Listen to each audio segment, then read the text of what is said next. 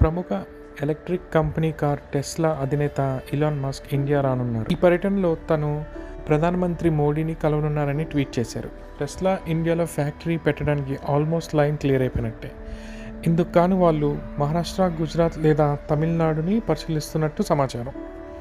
ఎందుకంటే ఈ 3 రాష్ట్రాలలో చాలా కార్ల కంపెనీ ఉండడం వల్ల ఈ 3 రాష్ట్రాలను పరిశీలిస్తున్నట్టుగా చెప్తున్నారు.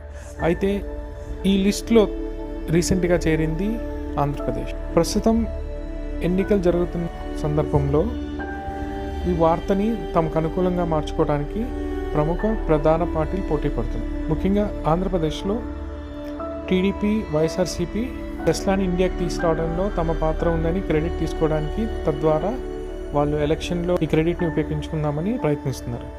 అయితే ఆల్రెడీ ఆంధ్రప్రదేశ్ ప్రభుత్వం టెస్లాని ఆంధ్రప్రదేశ్